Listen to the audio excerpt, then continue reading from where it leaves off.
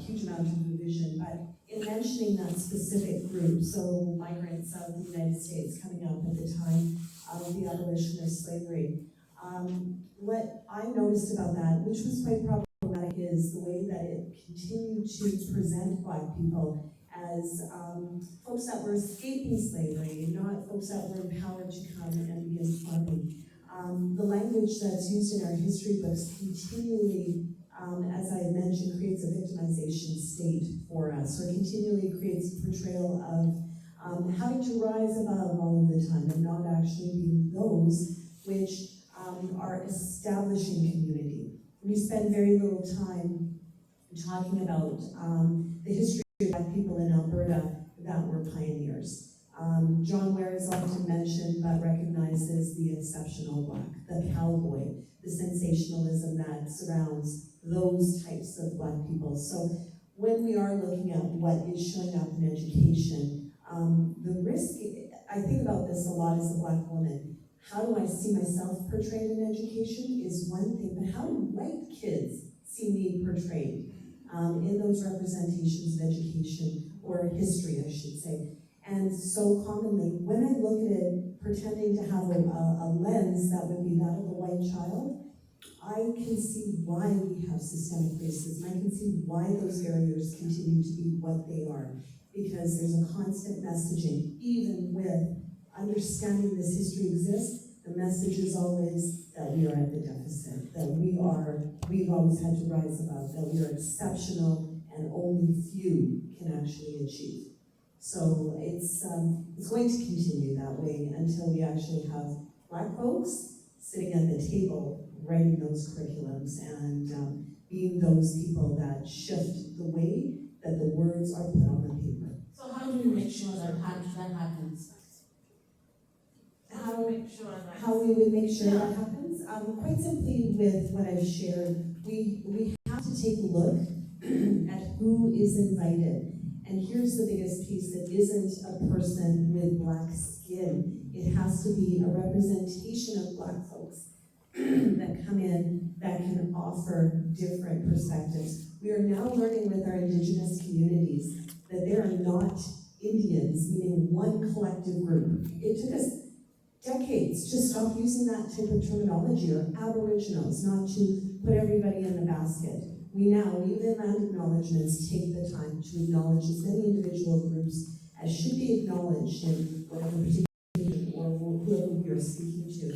And we have to do the same thing with the Black community, to stop putting everybody in the basket.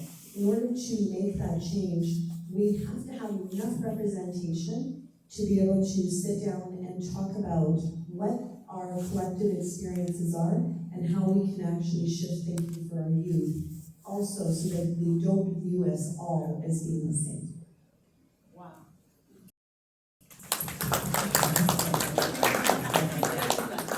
I don't know why the mic is. Oh yeah, it's me. So I've just been listening to everyone that's been speaking, and for me, in the documentary, one part that really stood out and resonated was when he said that time isn't linear, it's like really like cyclical.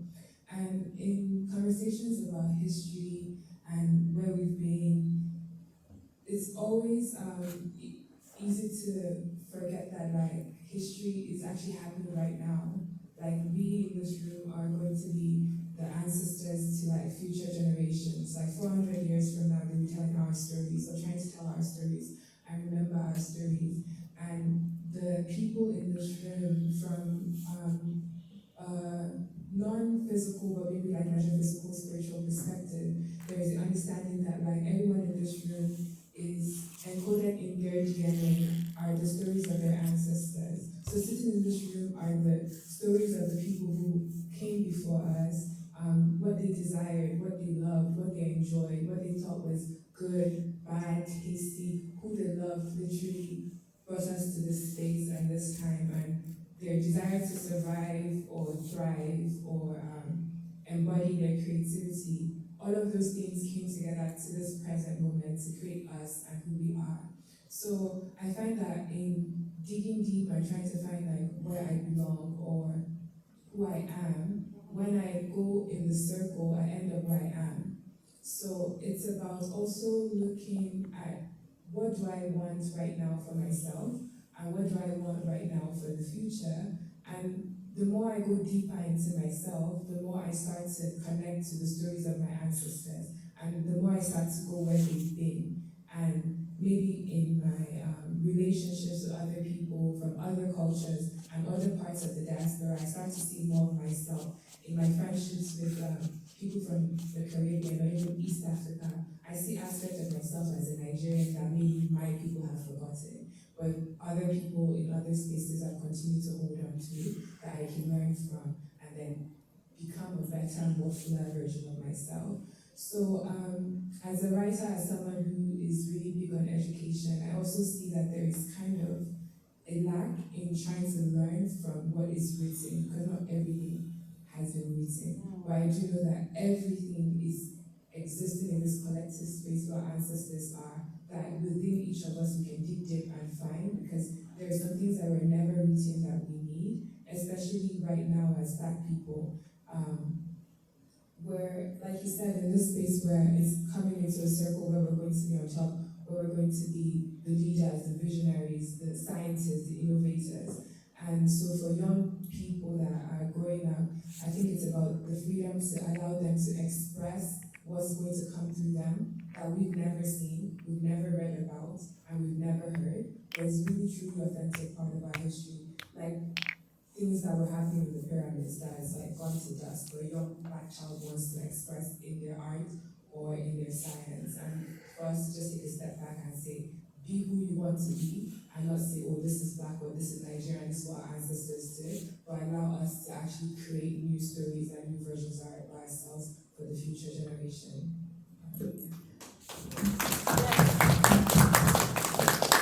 I know we are running out of time. We've only got one question for Sarah. Okay. And I'm sure there'll be more questions. I know you are a continental African and you talked about that, and we've been talking about you uniting, just the divide, and I think that amongst the Black people as well, is that divide, and we were talking about it. How fascinated are you at some of those misconceptions you have encountered? You coming from Africa, and everybody was just like, oh yeah. And then, you come here and you see those misconceptions around the Caribbean, the white, but they're all Black. I like how Greg mentioned there's another group of Black people. There's lots of groups of Black people. There's Black Indians, there's Black Brazilians, there's lots of groups of Black people, and sometimes we only remember the two predominant people, the Black people originated from. Misconceptions for me that I've had, one is just the vastness of Africa. I'll give you a simple example. I was getting my nails done 2 days ago, and the Asian lady was like, oh, where are you from? She just couldn't figure it out. And I was like, just take a wild fish. She's like, I don't know, it's very hard. And I told her, I'm from Africa, right? And then she's like, you're from Africa. Okay, that's it. And she just put a stop to it. And I was like, I'm from East Africa. And I just wanted to see how much she knew. And it's not trying to question her ignorance, it's just trying to see if we can even engage in that conversation. And she was like, yeah, and literally while she was doing my nails, we pulled up the map of Africa. I told her I'm from East Africa, I'm from Ethiopia. I showed her where it is, and the shock of her face of what Addis Ababa looks like, which is the capital city. And she's like, it's so developed. And they're a big building. That's the biggest misconception. And then I went on to show her some other big cities in Africa, Johannesburg, Abuja, Cairo, and she was just like shocked. And I was like, and these are different cities in different countries. And I had to mention to her, there's 53 countries in that continent. She's like, and so to make it contextually conceivable to her, I told her, you're from mainland China. There's Thailand, there's North Korea, South Korea, Japan. Ethiopia is one of those in the whole continent of Asia. And then it hit her. She got it. And that's one simple misconception. And I'm sure lots of Caribbeans and Africans here have had that. like you're just from the islands, right? I've had worse than that. I can actually explain Yes. that the Asian thing. Yes, but that would be one of the misconceptions for me, is just the vastness of who we are, our civilizations, our cultures, languages, food, just the complexities of what we offer and the lack of understanding of that would be the biggest misconception for me. Anyone to add to that? Remember my bio was joking about me being lost in Japan for 10 years? So one of the biggest misconceptions that I came across in Japan, and it took me a few years to figure out where this came from. I was teaching English at an vocational English school. People come in, they check their English level, and then we place them based on their English level. And so they came in, wanted to check her level. I was interviewing her, testing her out. She threw me off because she's Japanese and had the thickest Alabama accent I had ever heard in my life. Her boyfriend was from the Navy, from Alabama, and so that's kind of how she learned her English. But then she looked at me and she was like, "Oh, so where are you from?" I said, "Jamaica." And then she stopped and she said, "Oh, what part of Africa is that from?" And I just like froze, and in my head I'm like, this must be the dumbest person I've ever met. And I was like, no, I did the same thing. Pulled out a map, Caribbean, Cuba's right there, Florida, Jamaica's somewhere down here. And she took a minute to get it. And then after that, it kept coming up more and more in Japan. What part of Africa is Jamaica in? And it dawned on me when I started teaching junior high school that in their textbooks, they're taught, if you're black, you're from Africa. Period, point blank, there's nobody else. So if you're Jamaican, you're black, you're from Africa. Deal with that. And so that's part of where I would say ignorance, the textbooks that they use in Asia are written by the post-World War II mentality. It was white people that went over there, dropped bombs, won the war, and brought with them their notion of culture. And so a lot of it is shaped by that. So it's not necessarily them and their ignorance, it's all they've ever been taught. You saying that, I thought of another misconception. I mentioned that I worked in the lab, this is years back, and it didn't come to my awareness that the lab was entirely run by women and immigrant women. I was happy, I got my first research assistant job, this is a while back, and the PhD that I was assisting, she was from China, and then another lady who was doing research was from Israel, and then we had a lady from Burma, with the head lab manager, I think she was from Iran, I believe. And then we had a lab person that we were testing. So it's a spinal cord injury lab where we were rehabilitating people going back into walking. And the gentleman was not elderly, like middle-aged white man. And he came in, and I was the one that was supposed to be placing the electrodes on him to stimulate him to walk, and then they do all the technical stuff. And then he was waiting for a man to arrive and a white man to arrive for us to conduct the research. So he's just like, who's doing the research? And I was like, we are. I kept saying that so many times. It took me a while that he's really doing the research. And then the greatest misconception in that moment was he couldn't wrap his head around it. And of course we have to make and sign confidentiality agreements, you're participating in this research, etc. And at some point during the research, he says, I didn't think black people could read and could think and have the capacity to do what you're doing.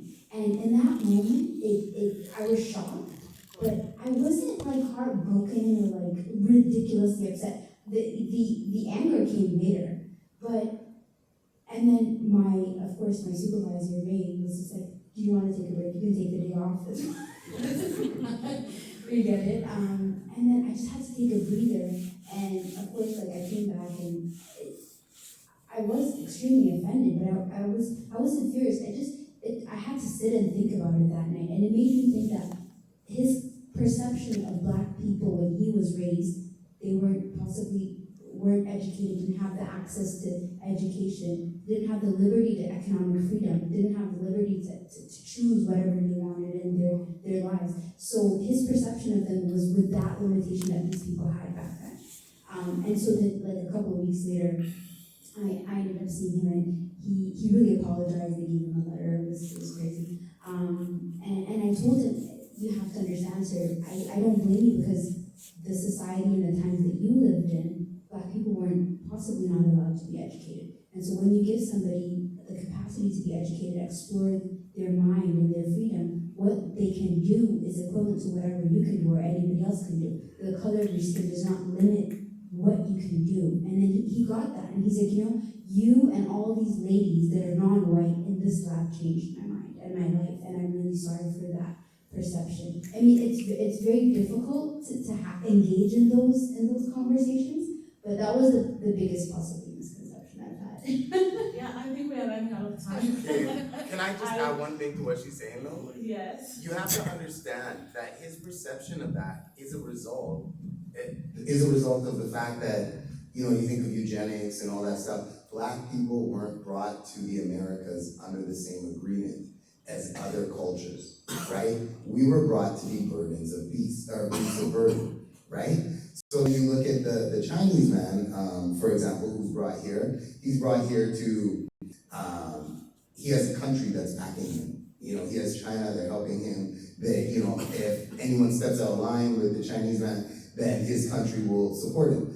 Africans were not brought here with that same understanding and that same, the Indian man was brought here for his education and his knowledge and what he can bring and offer to the country, but we weren't. So his perception not only is based on the propaganda that he's been taught, we talk about the history books that you brought up and all that stuff. There's so many factors to that. It's amazing. Sorry, that story is. No, thank you so much. Thank you. Sure. Thank you. Oh, okay. Just 1 minute. Sorry, I'll keep it short.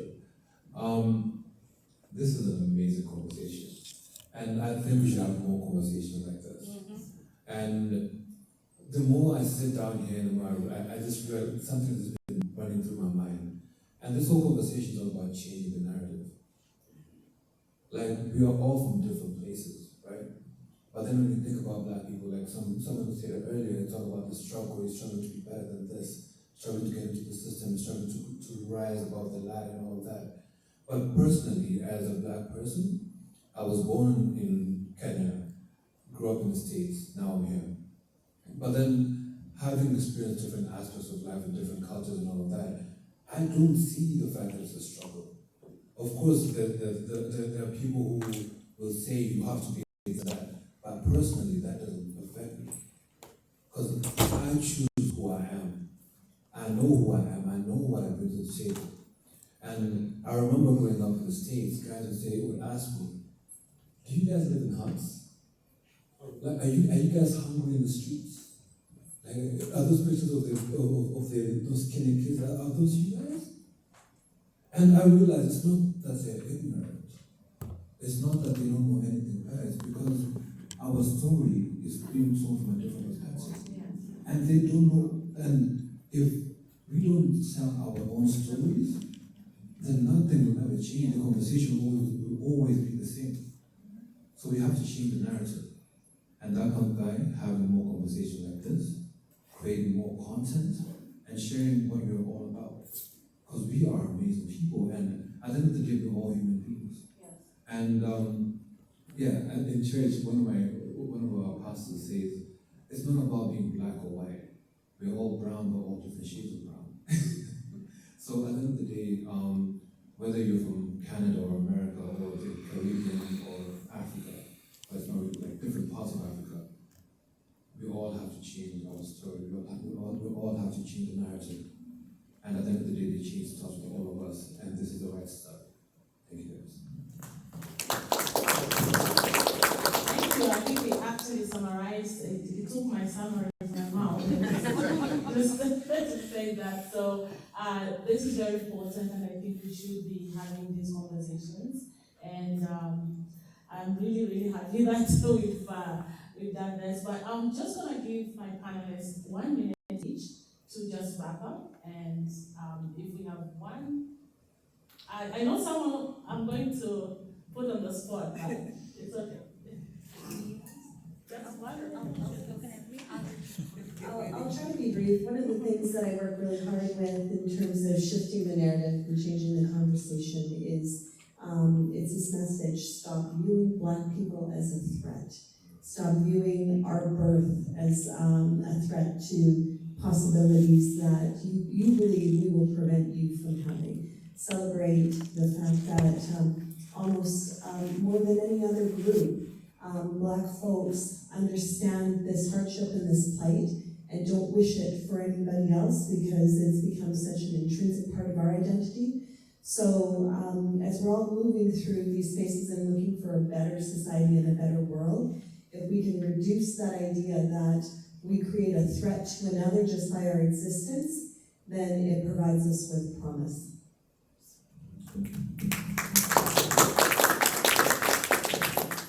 I think what I'd say in the summary of just the conversation that we had here today is that there's a lot to learn from conversations like this. Just like Nabila was saying here, is that there's so many narratives that are out there, misconceptions that people have about Black people, and sometimes we even accept those misconceptions subconsciously about ourselves sometimes too. So I think that it's important to have conversations like this, but I think that's not enough as well. I think, like, I would call us to like actually take action, and how are we gonna make a change? Because it's great to have conversations like this, but then when you leave, you're gonna go back to your car, you're gonna go home. So like, how can we then make this conversation something that actually is gonna impact, especially youth, or adults, or just people in general, especially of color? How are we gonna make it so that it has an actual impact and like we're actually doing actionable things?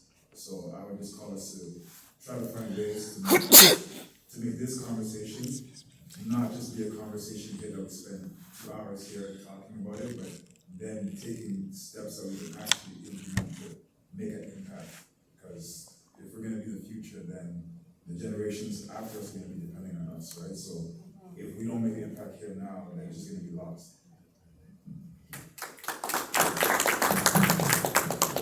I guess I'll leave you with a statement that built a self-worth for those of us that went to my high school.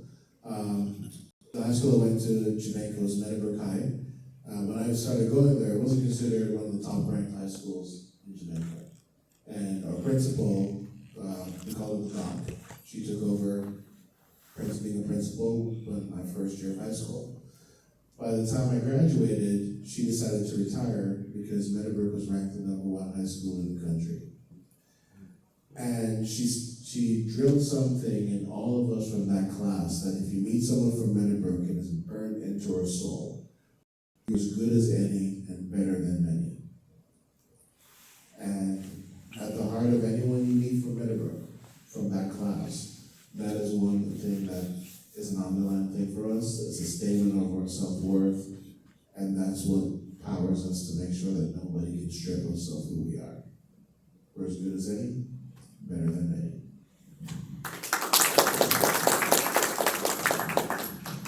For me, I believe in the action part, because you can only complain so much, and I believe in self-determination. It's very important as a people overall. So for me, I just like to say it needs to be actionable, quantifiable, and progress-related and solution-related. We can only talk about the problems for so long, but what are you doing even in your little life? I educated an Asian lady. I even knew more about Guangzhou and Shanghai while I was at it.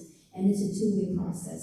And even in our day-to-day lives, what are we doing that's quantifiably pushing it forward? It doesn't have to be massive. Miriam did a phenomenal documentary. She educated us all, opened up this narrative, but I think we can take a piece of this and see how are we educating ourselves and those around us in an actionable way. And that's good.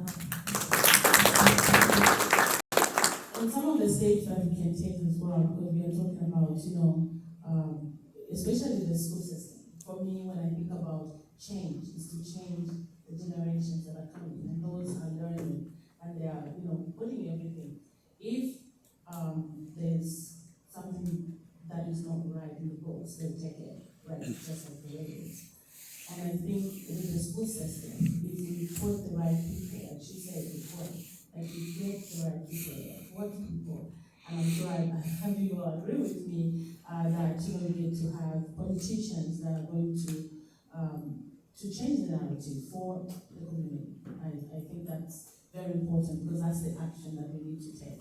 And each one of us, as we go along, our friends, we have friends from different races and whatnot, we talk to them and we say, this is who we are. And so be proud of who you are, but teach them, do not condemn. And I think that's what we should be doing.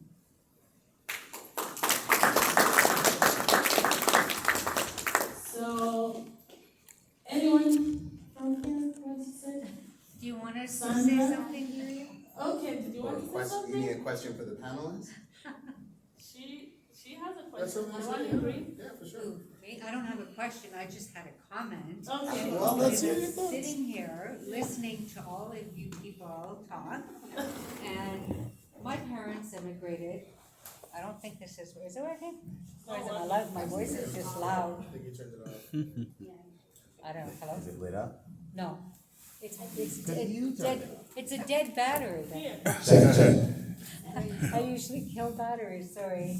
So I'm sitting here listening to everyone speak, and I'm thinking, yeah, I can relate to everything you guys are saying. My parents came here, I was born and raised in Canada. My parents came as immigrants. However, looking at me, you wouldn't know where I'm from, like yourself, right? People thought I was from India, or I was from Greece, but I was discriminated against so much, because even with work, trying to get a job, trying to raise my daughter, because people thought I was from India. And I had one guy apologize to me for making the mistake. Once he found out I was Italian, he apologized to me for making that mistake. I should have known you were Italian. My comment to him was, what difference does it make? Yeah. I'm human and I deserve respect, Yes. right? Nailed it. Yes. After that, I would deliver an envelope to his office once a month. He was a white guy, an older white guy. And it didn't matter who was in his office, I would go in and say, hi, your Pakistani friend is here. And he would become very embarrassed.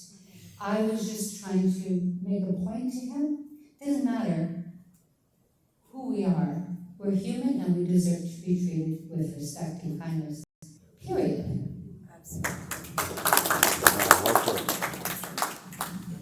She made it awkward. Yes. Thanks, everyone. My comment is real brief. We're talking about changing narrative. One way is by affecting policies. So we talked about the education system. So it's one thing to start by working on the policies in the education system. That's one way. Another thing, which Miriam has started today, the media. That information that goes out, we need to get into the media, own the space of the media, so that we have the right narrative. We tell the story as the victors in a particular way, in the right way, so we don't have misconceptions. That's all I'm at. Media is important. I have a question for the panelists, actually, if I can quickly, and related to the film. So we're talking about solutions, and in the spirit, I suppose, and I don't know enough of it, I only saw what I saw in the clip here, and I believe it's in the spirit of Pan-Africanism and bringing Africa together. The Wakanda project that they had mentioned, are any of you familiar with it? And if so, does it seem like an action item that makes sense to creating solutions for Black people? And I say that in the sense that Wakanda, in and of itself, is a fictional African nation that has prospered because of its distance from colonialism. And